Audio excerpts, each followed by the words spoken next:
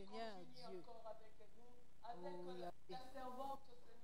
Oh, dans Oh, lequel Yahweh, tu as Seigneur Dieu de préparé, gloire. Seigneur mon Dieu.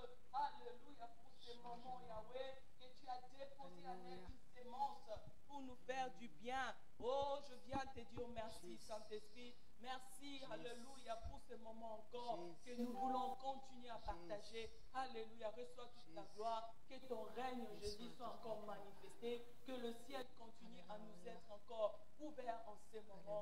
Alléluia. Au nom de Jésus-Christ, nous te Jésus. disons merci. Merci pour ces beaux temps. Alléluia. Au nom de Jésus-Christ. Amen. Amen. Amen. Shalom, shalom et bien-aimés. Alléluia. Alléluia. Nous sommes encore là. Maman Mimich, nous sommes en ligne. Je veux juste me rassurer que nous sommes en ligne. Voilà. Sur l'antenne AFM TV. Alléluia. Soyez bénis. Nous croyons que vous avez passé un bon moment de repos, de pause. Parce que nous, on a bien mangé. Après avoir bien mangé spirituellement, et nous venons de passer un moment d'agapé vraiment vraiment bon. Alors nous revenons aux choses sérieuses pour lesquelles nous sommes venus, à la parole de Dieu. La première oratrice était passée et maintenant c'est la deuxième oratrice. Nous sommes toujours sur notre thème, la femme qui ressemble. Et c'est la deuxième partie de l'atelier. En fait, après la parole, alléluia, après l'intervention de l'oratrice du jour, qui est la servante de Dieu, Maman Sylvie, nous allons encore continuer avec notre atelier.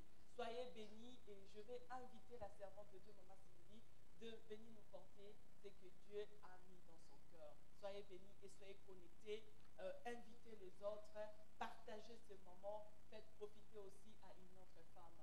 Bonne fête des mères à vous toutes. Alléluia. Soyez bénis.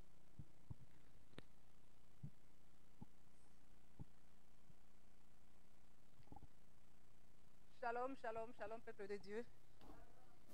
Que le Seigneur soit glorifié pour ces moments merveilleux qu'il nous donne. Nous avons le privilège de vraiment de partager ces jours spéciaux qui a aussi pour thème la femme qui rassemble. Oui, vraiment, que le Seigneur nous bénisse. Nous avons été bénis par Maman Léontine qui est passée avant moi dans les avant-midi et maintenant nous allons encore continuer. Et avant toute chose, nous allons vraiment remercier le Seigneur, demander afin que l'Esprit du Seigneur nous conduise en toutes choses. Nous allons courber nos têtes et remercier le Seigneur. Éternel Dieu Tout-Puissant, Dieu de gloire, Dieu de bonté, Dieu d'amour, Dieu trois fois saint. Laisse Seigneur Dieu de gloire que ton nom soit élevé. Seigneur, si tu nous as rassemblés, Seigneur, en ces lieux, Seigneur, c'est pour nous donner, Seigneur Dieu de gloire, ta révélation. Oui, Papa, nous voulons te connaître dans la profondeur, Seigneur Dieu de gloire.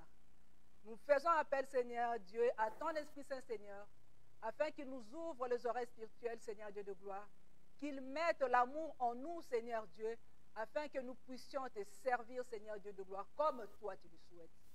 Béni sois-tu le Saint d'Israël. Oui, Papa, Seigneur Dieu de gloire, tu as placé un message en moi. Seigneur Dieu de gloire, surveille ma bouche, que je ne m'écarte ni à gauche ni à droite, que je demeure, Seigneur Dieu, fidèle à ce que tu as placé en moi, Seigneur Dieu de gloire. Béni sois-tu, car tu n'as pas changé, tu es le même, hier, aujourd'hui et éternellement. Mon âme te remercie, Seigneur Dieu de gloire, pour ce temps merveilleux. Parce que ta parole nous dit, mieux vaut un jour dans tes parvis que 1000 ans ailleurs.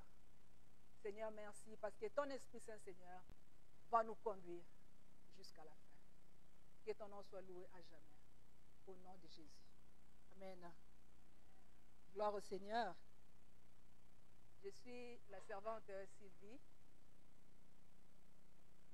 Je remercie tout d'abord l'Église qui nous a invités, qui m'a invité. Quand je dis nous, c'est moi ainsi que mon Église qui nous a invités. Je remercie vraiment le pasteur José qui nous a donné cette opportunité. Ni t'étais cela, on n'allait pas nous rassembler. Amen. Parce qu'il est le papa de la maison. Je bénis aussi les femmes de feu qui nous ont invités, les femmes de feu démises. Vraiment que le Seigneur vous bénisse pour cette journée magnifique. Et comme je vous ai dit, nous sommes invités. Moi, je viens de l'église Enavi, qui est aussi ici à Zurich, qui est dirigée par l'apôtre Adamo Tungisa. Recevez aussi les salutations de mon église. Amen. Gloire à Dieu. Le thème qui nous a été donné, c'est la femme qui rassemble. J'aimerais commencer mon message par une question. Pourquoi faut-il rassembler? Ou quels sont les bienfaits de rassembler? Amen. Cela m'amène à donner un témoignage personnel. À une certaine époque de ma vie, j'ai étudié à l'internat. Et à l'internat, on avait le droit de rentrer à la maison que pendant les vacances. Mais on avait quand même un jour spécial où on appelait ça la visite des parents. Donc, les parents venaient à l'internat pour visiter leurs enfants. Et ce jour, pour nous, c'était vraiment un jour spécial. Amen. Et je me rappelle même que dans la salle de classe, sur le tableau noir, à côté, c'était écrit « jour J-». Donc, on comptait les jours pour que ce jour de visite arrive. Chaque jour, on faisait jour J-, jour J-, jour J-. Et lorsque c'était le jour de la visite des parents, waouh, on était vraiment dans la joie. On s'est réveillé déjà tôt, on était vraiment excités parce qu'on attendait que le parent arrive. Et la visite, je pense que la visite devait commencer vers 9 h.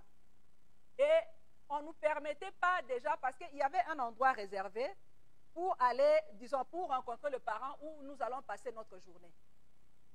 Et avant que, disons, avant que l'heure n'arrive, on devait rester quelque part dans une salle. Et à chaque fois qu'un des parents venait, on venait chercher l'enfant. Ah, tel, ton papa est là, ta maman est là, tu y vas. Et ceux qui étaient encore dans la salle, là, vraiment, ouais, il y avait la peine. On se disait, est-ce que mon papa va venir? Est-ce que ma maman va venir?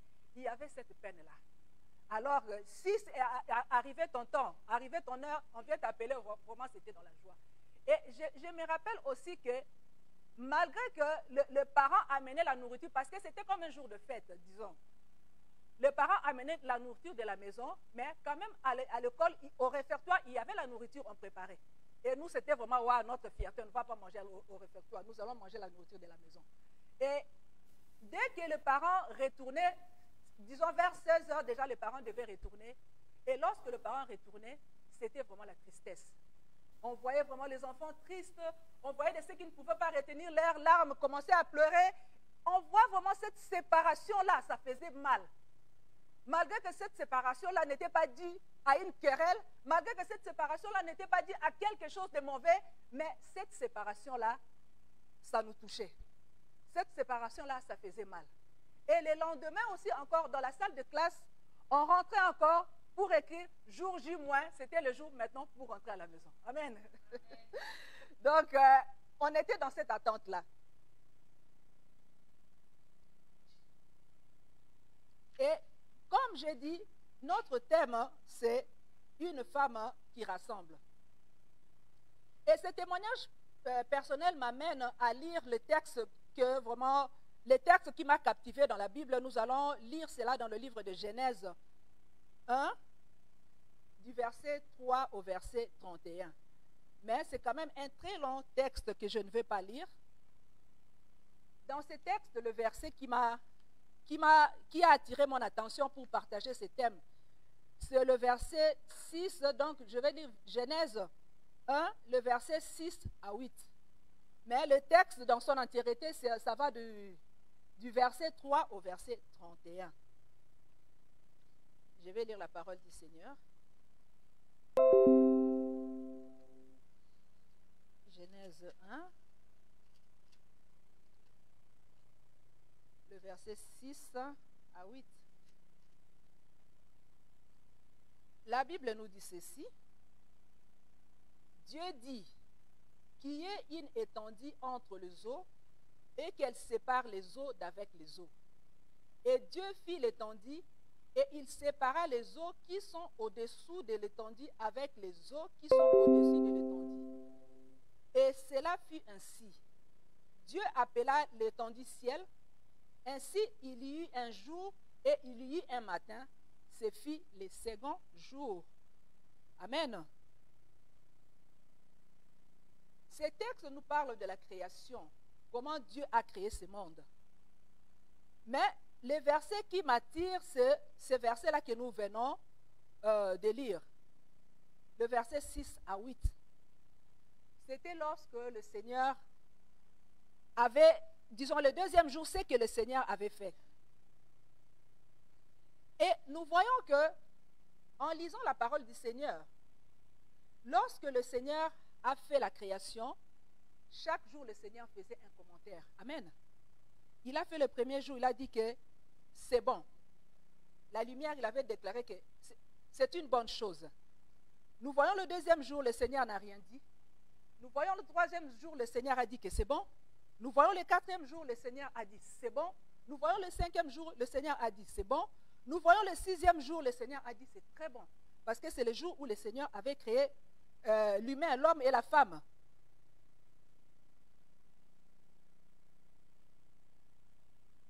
Lorsque je rentre dans le vif du sujet, nous voyons que le deuxième jour, pardon, je vais tout d'abord demeurer dans mon témoignage pour aller dans le second jour. Nous voyons dans mon témoignage, j'ai dit quoi? Il y avait la visite des parents et les enfants attendaient ces jours-là avec angoisse, avec joie. Mais aussi les enfants qui étaient un peu turbulents se demandaient est-ce que mon père va venir, ma mère va venir? Parce que tu as fait des bêtises, peut-être que le parent a eu de rapport, tu ne sais pas s'ils seront là. Et nous voyons le deuxième jour, lorsque Dieu a créé le monde, lorsque Dieu a créé ce deuxième jour-là, Dieu n'a pas fait de commentaires. On peut bien se poser la question. Mais pourquoi Dieu n'a pas fait de commentaires?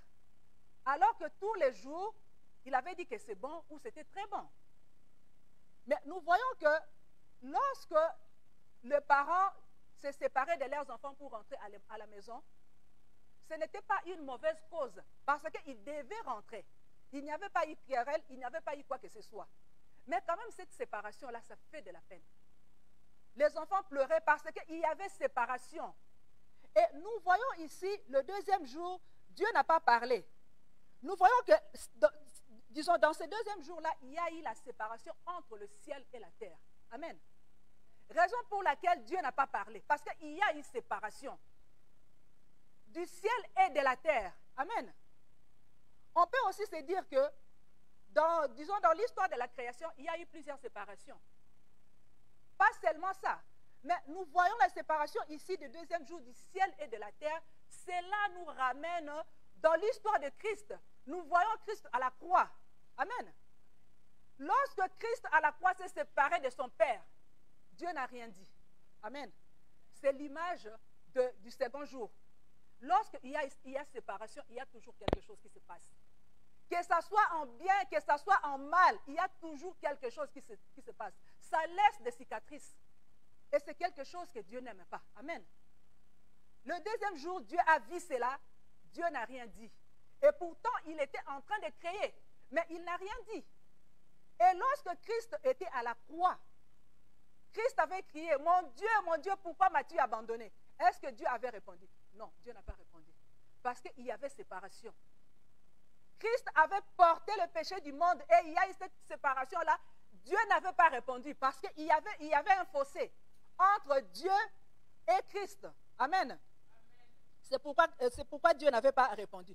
Donc nous voyons le pacte de la séparation. Qu'est-ce que la séparation peut amener? Donc comme j'ai dit, quel que soit le motif, la séparation n'est pas une bonne chose.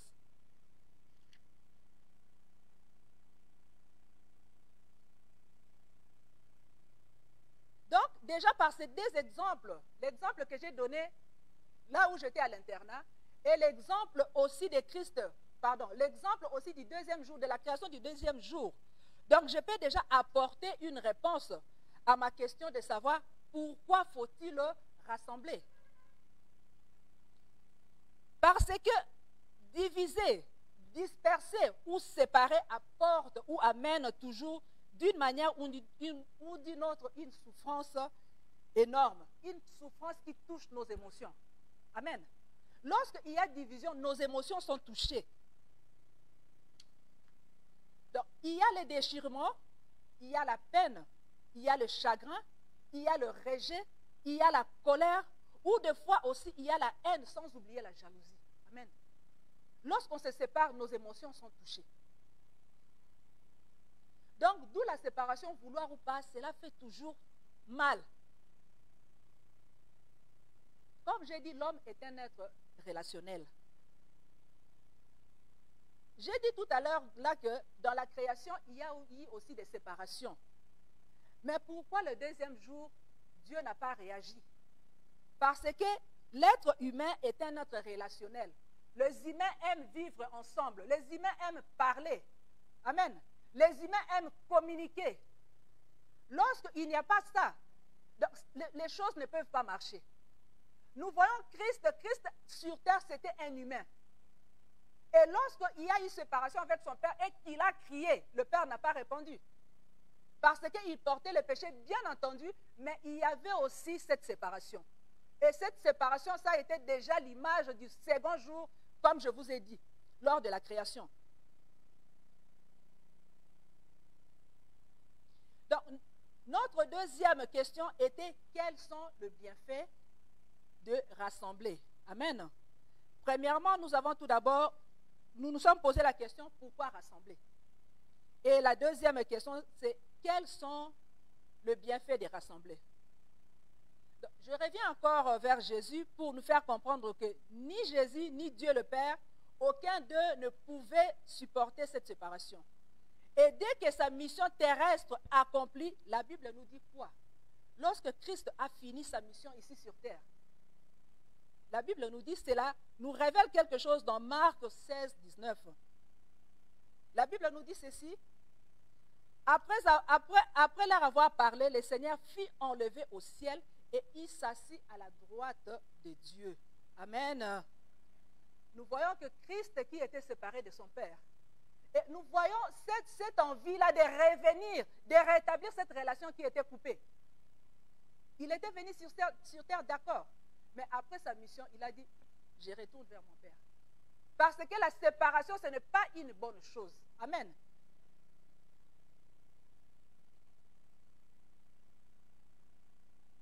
Il y a encore une vérité. C'est dans le livre de Jean 14, 2, 3. La Bible nous dit ceci. Si peut-être quelqu'un veut lire, ou sœur Rachel, quelqu'un peut, comme ça nous travaillons ensemble. Jean 14, 2, 3. Jean 14, 2, 3.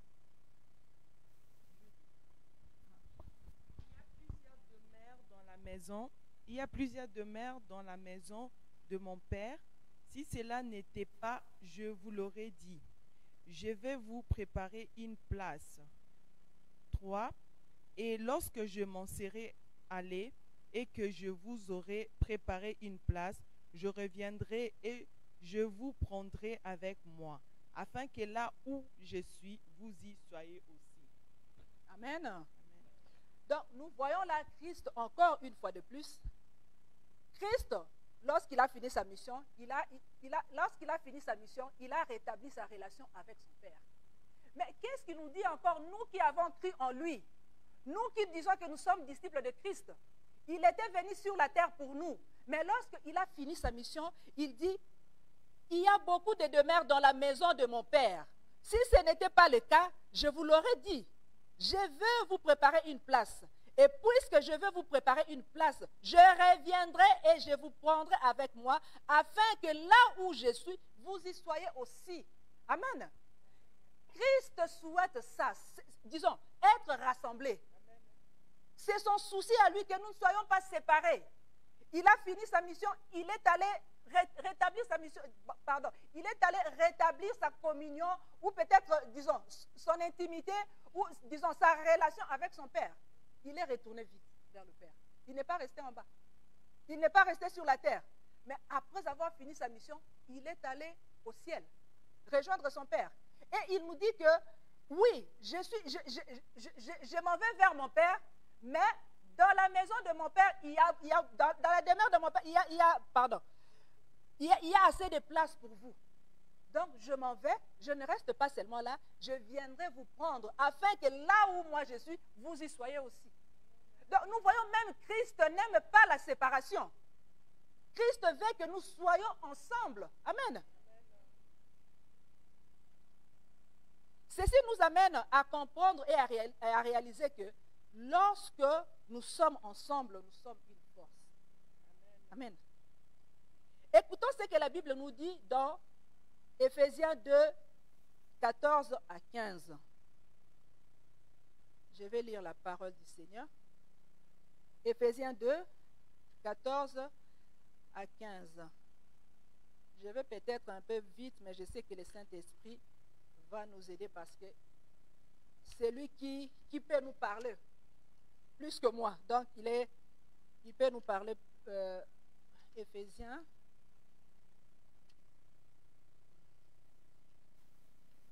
Éphésiens 2, 14 à 15. Éphésiens 2, 14 à 15. Ouais. Je vais lire la parole. Éphésiens 2, 14 à 15. Car il est notre paix, lui qui, des deux, n'en a fait qu'un, et qui a renversé le mur de séparation. 15. L'inimitié, ayant anéanti par sa chair la loi des ordonnances dans ses prescriptions, afin de créer en lui-même avec le deux un seul homme nouveau, en établissant la paix. Amen. Amen. Je vais essayer encore un peu de lire dans ma version.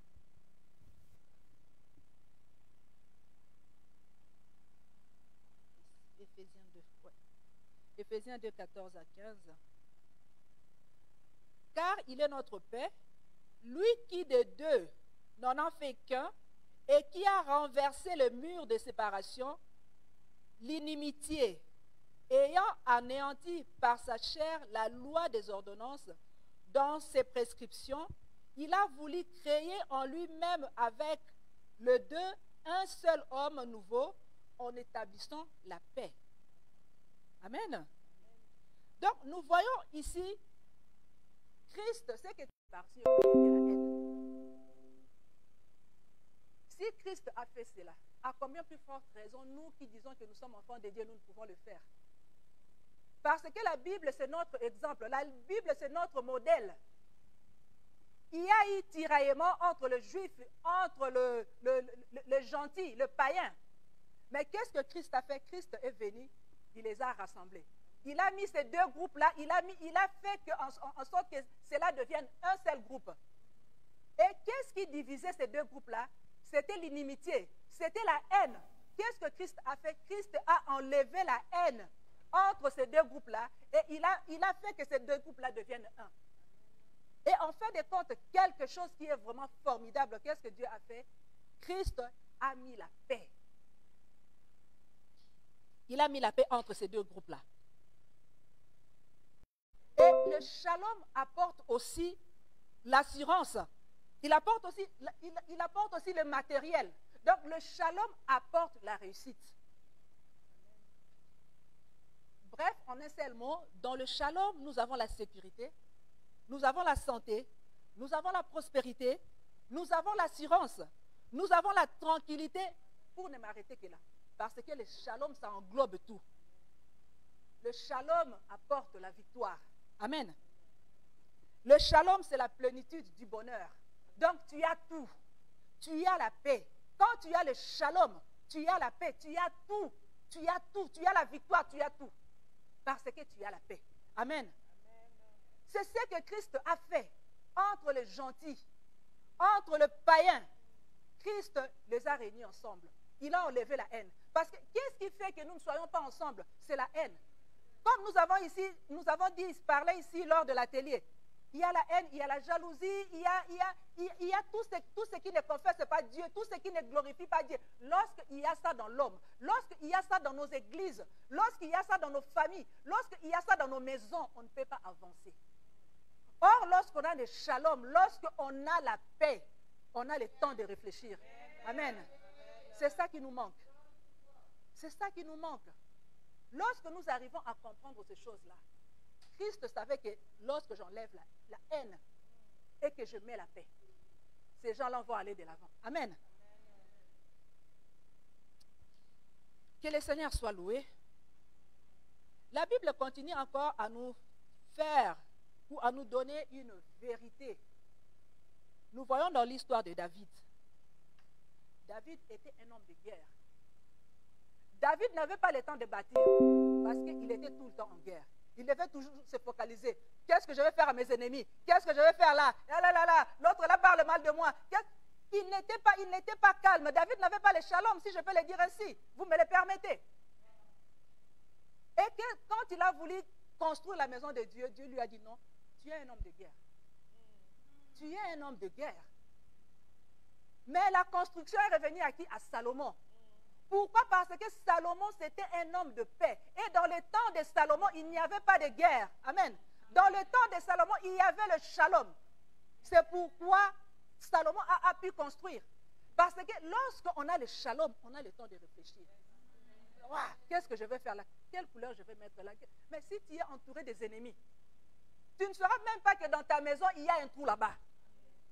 Parce que tu es tout le temps en train de courir derrière les ennemis. Tu n'as pas le temps de réfléchir. Or, si tu es en paix, si tu as le shalom, tu vas t'asseoir, tu vas regarder. Ah, ce mur-là, oui, je vois vraiment que... Non, je dois les changer. Ah, là, je dois faire ça. Là, je dois faire... Parce que tu as la paix. Tu as le temps de réfléchir. Mais sans la paix, on ne peut pas avancer. Sans la paix, on ne peut pas avancer. Tu vas toujours regarder dans cette église, on a fait quoi? Ce pasteur-là a parlé mal de... Tu ne peux pas te focaliser sur les choses de Dieu. Parce que tu n'as pas la paix. Demandons le shalom. Demandons le shalom de Dieu. Sans le shalom, on ne peut pas avancer. Sinon, on sera focalisé dans de bêtises. On sera focalisé dans des choses qui n'honorent pas le Seigneur. Et on ne pourra pas avancer. Et on va toujours se dire, il y a des années, on n'avance pas. Oui, est-ce que tu as le shalom en toi? Tu as le shalom. Gloire au Seigneur.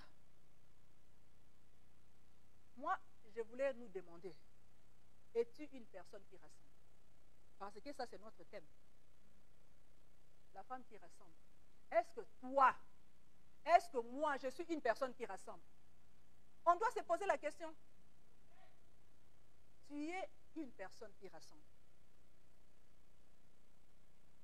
Je tends tout doucement vers ma conclusion. Et nous allons lire dans le livre de Jean 4, 1 à 42. C'est aussi très long. C'est à lire à la maison. Jean 4, 1 à 42. Mais le verset qui a attiré mon attention ici, c'est le verset 28 à 30.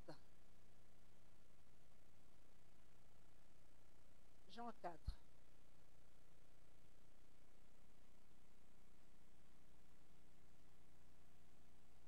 Jean 4, donc je vais lire le verset du 28 à 30. La Bible nous dit ceci, c'est aussi une histoire que nous connaissons. Il s'agit de la femme samaritaine. 28. Donc, je vais lire deux passages, disons, toujours dans le même livre, Jean 4. Je prends le 28 à 30 et puis je vais prendre de 39 à 40. La Bible nous dit ceci. Alors la femme, ayant laissé sa cruche, s'en alla dans la ville et dit aux gens, venez voir un homme qui m'a dit tout ce que je fais. Ne serait-ce point le Christ? Ils sortirent de la ville et ils vinrent vers lui. Nous nous arrêtons là.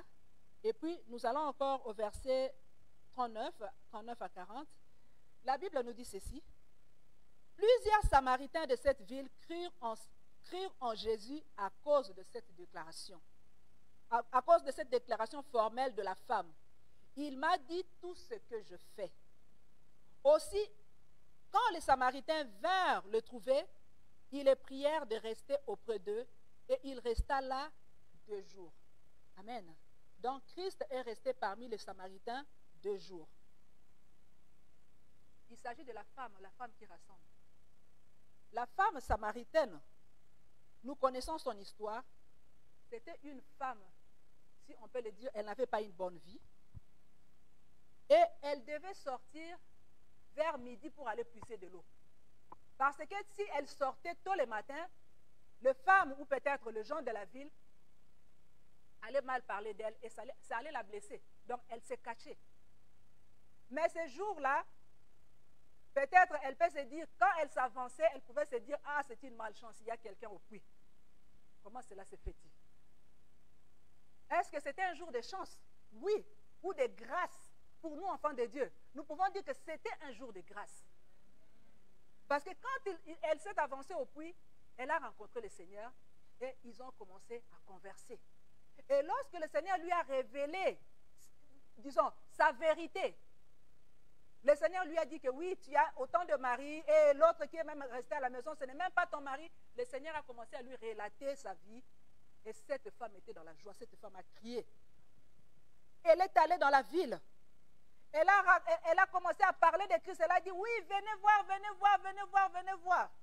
Moi, quand je m'imagine cette scène, je l'imagine à Lingala. Boya, boya, boya, boya, boya.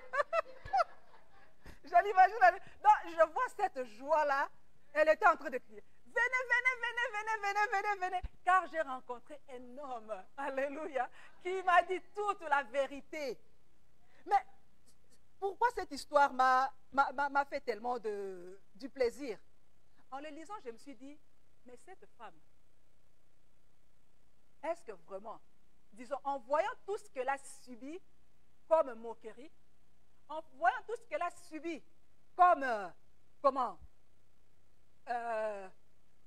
les songi, humiliation, si elle était une femme égoïste, elle pouvait se dire, maintenant c'est mon tour. Je ne vais pas raconter. Je vais garder ça pour moi. Je vais garder le Seigneur pour moi. Je ne dirai rien. Donc ça c'est pour moi, ça m'appartient. Mais qu'est-ce que cette femme a fait? Cette femme qui rassemble, cette rassembleuse, qu'est-ce qu'elle a fait? Elle a couru vite. Dans la ville, dans son village, elle est allée raconter.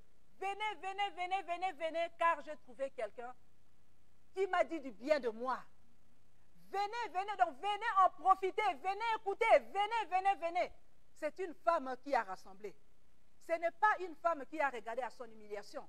Ce n'est pas une femme qui a regardé à quand dira-t-on? Amen. Qu'est-ce qu'on va dire? Est-ce qu'on va me croire? Elle savait ce qu'elle avait cru.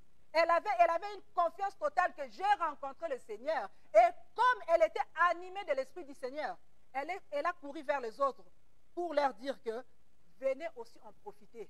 Venez voir ce que le Seigneur a fait de moi. Venez voir ce que le Seigneur m'a dit. Venez voir ce que le merveille que le Seigneur m'a raconté. Et la Bible continue à nous dire que, comme je lis au verset 39-40, plusieurs Samaritains de cette ville crurent en Jésus à cause de cette déclaration.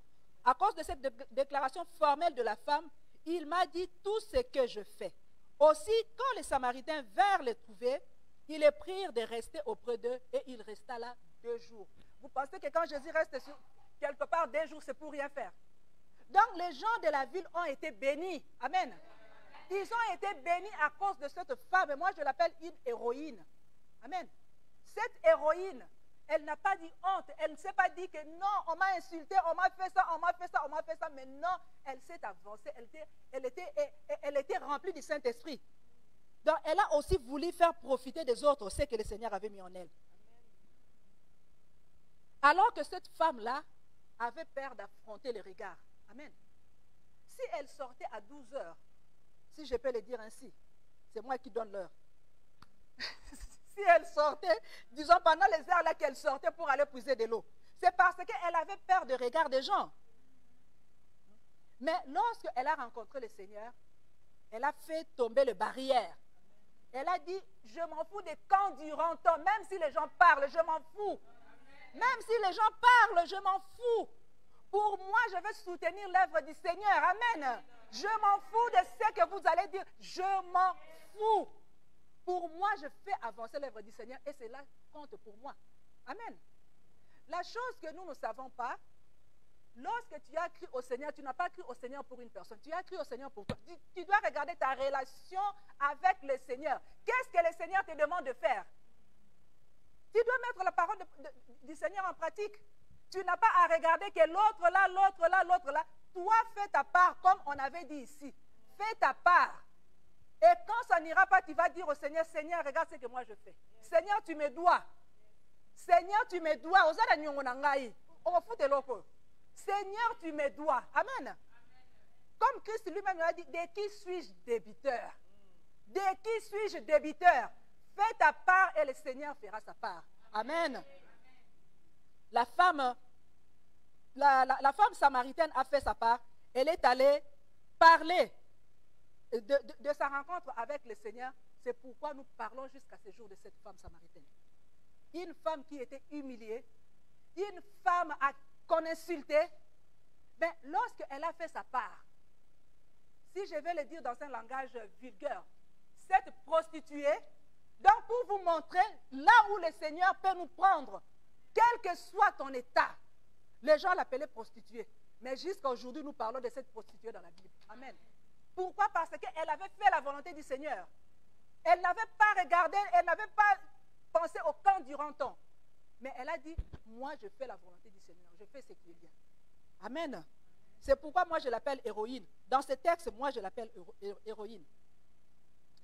Que le Seigneur vraiment soit loué. Moi je vais nous demander seulement, sois cette femme qui rassemble. Toi qui viens d'écouter ces messages, sois cette femme qui rassemble. Lorsque tu rassembles, tu enlèves la haine. Et lorsque la haine est enlevée, il y a le shalom. Amen. Il y a le shalom qui vient s'établir.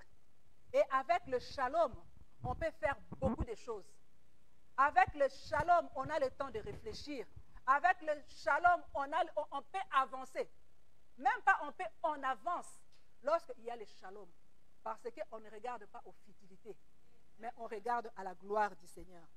Sois cette femme qui rassemble, afin qu'il y ait la paix. Vraiment que le Seigneur bénisse sa parole. Je pense que je vais m'arrêter là. Nous allons courber nos têtes, nous allons remercier le Seigneur pour ce temps qu'il nous a donné et que l'Esprit du Seigneur continue vraiment à nous parler. Tout un chacun va prier pour elle. Alléluia. Tu es Dieu, tu ne resteras jamais. Seigneur, merci pour ces temps merveilleux. Seigneur, tu veux que nous soyons des femmes qui rassemblent. Que nous soyons, Seigneur Dieu de gloire, des rassembleuses, Seigneur Dieu de gloire. Papa, nous avons besoin de ton Esprit Saint, Seigneur Dieu. Oui, Papa, Seigneur Dieu de gloire. Ouvre-nous, Seigneur Dieu, les oreilles spirituelles, Seigneur Dieu de gloire. La connaissance. Lorsque nous avons la révélation, Seigneur, nous pouvons avancer, Seigneur Dieu. Donne-nous la connaissance. Donne-nous la sagesse. Oh Yahweh, Seigneur Dieu de gloire. Viens à notre secours. Ne nous laisse pas, Seigneur, périr. Seigneur, nous voulons être avec toi.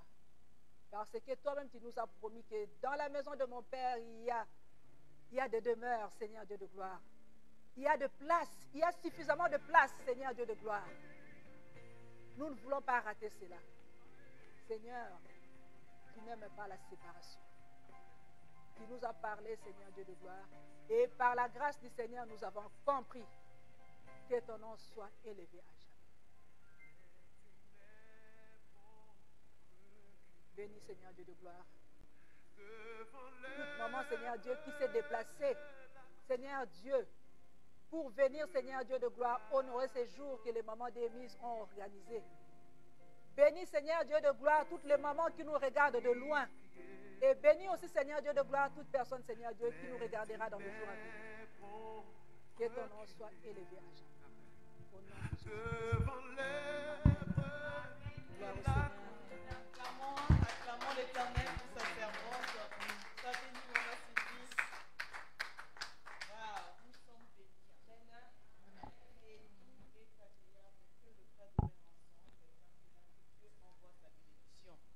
bénis Dieu, vraiment, ce que je retenais chez Maman Sylvie, dans le message de Maman Sylvie, il y a un verset, elle a parlé plus de rassemblement de Jésus-Christ qui a joué également le rôle des médiateurs. La Bible dit, il est le médiateur. Il est venu nous rassembler avec notre Dieu. On était séparés autrefois. Elle a parlé de la séparation de Jésus avec son Père. Nous aussi, la Bible dit, à cause du péché, on était éloignés, séparés. Mais lui, il a joué le rôle des médiateurs. Amen. La Bible dit dans 1 Timothée 2,5, verset 2,5 plutôt, il dit, car il y a un seul Dieu et aussi un seul médiateur entre Dieu et les hommes, Jésus-Christ homme. Donc, il n'y a qu'un médiateur qui a pu nous relier, qui a pu nous réconcilier plutôt avec notre Père. Amen. Et ce rôle de médiateur ne s'est pas limité qu'à Jésus. Il est venu en tant que médiateur pour nous réconcilier avec notre Père, mais il a fait aussi de nous des médiateurs. Amen. Donc tu es une femme, tu es médiatrice, si je peux dire cela. Médiatrice, donc tu es là. Parce que les médiatrices, ce sont les gens qui rassemblent, les gens qui étaient en conflit, toi tu viens, tu les ramènes à se réconcilier. Amen. Amen. D'ailleurs, le mot même, la rassemblement, veut dire justement l'action de mettre quelque chose ensemble. Amen. L'action de mettre des gens ensemble joue ce rôle-là. Alléluia. Amen. Sois cette actrice-là qui met les gens ensemble, qui réunit les gens ensemble. La Bible dit dans Matthieu 23, 37, combien de fois ai-je voulu rassembler des enfants comme une poule rassemble ses poussins sous ses ailes, et vous ne l'avez pas voulu. Ces versets démontrent, comme la servante vient nous dire, que c'est le désir de Dieu, que son peuple soit ensemble, que son peuple se rassemble. Alléluia. Mais il a dit combien de fois? C'est-à-dire que Dieu tente tout le temps de nous rassembler. Il a commencé ça depuis que Adam et Ève ont péché. Il a envoyé des prophètes parce qu'il voulait se réunir avec son peuple. Jusqu'à ce que Jésus est venu et Jésus a reçu la mission pour faire aussi de nous des gens qui rassemblent. Alléluia. Alléluia. Il a cherché cela. Donc aujourd'hui encore, Dieu fait ces démarches-là pour l'église de Dieu.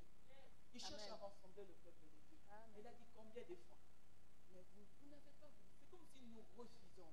J'espère que ces messages, nous les femmes en Zurich, nous les femmes ici en Suisse, va nous aider à chercher vraiment à passer en acte, en action, à devenir des médiatrices qui rassemblent le peuple de Dieu.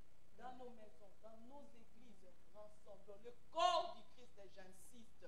Je ne parle pas d'un nom d'une église, parce qu'aucun nom d'une église sera sauvé. C'est toi qui seras sauvé. Aucun nom d'une église. Ces noms-là, on ne les connaît pas dans le ciel. On connaît l'église de Christ, le corps du Christ. Amen. Dieu connaît ton nom à toi. Alléluia. Amen. Tu es cette église de la Philadelphie. Tu es cette église de la Laodicée. Tu es cette église-là. Donc, Jean était en train d'avertir au dernier jour. Aujourd'hui, ces messages nous avertissent, et surtout nous les femmes, parce que nous avons cet instinct de mère, des poules de rassembler. Amen. Amen. En tout cas, soyez bénis. Alléluia. Soyez bénis, vous qui êtes connectés, vous qui nous avez suivis en ces moments, et qui nous suivront encore après. C'était notre deuxième oratrice, Maman Sylvie, la servante de Dieu, qu'elle soit bénie. Vraiment, nous allons nous séparer de vous. Nous allons nous séparer de vous, parce que nous allons continuer. Nous ne sommes pas égoïstes. Nous avez donné, nous avez donné ce qu'on pouvait. Maintenant, nous, on va rester pour continuer à discuter sur cela. Nous, on était sur la plateforme de département des femmes. Département des femmes à mission, oui, sur l'antenne AFM TV, et cet atelier a été organisé par les femmes de feu de l'église émise à l'occasion de fête des mères. Nous le faisons chaque année. Nous vous bénissons et nous disons merci à la servante de Dieu, Maman Nimisha, du chemin de l'Éternel. Sois bénie, femme missionnaire, sois vraiment bénie de nous avoir permis de faire passer ces lives et que le monde entier en profite. Ça va rester et ils vont profiter et la bénédiction tombe sur toi, mon bien-aimé. Alléluia. Ok, mes bien-aimés, nous vous disons merci, nous nous séparons de vous, pas dans les côtés négatifs comme Maman Sylvie a prêché. Non, seulement avec les réseaux sociaux, mais on reste en esprit. Cette parole nous unit en Jésus-Christ. Amen. Alléluia. Sois une femme qui rassemble. Alléluia. Soyez bénis et à bientôt. Acclamons pour la parole de Dieu, mes bien-aimés.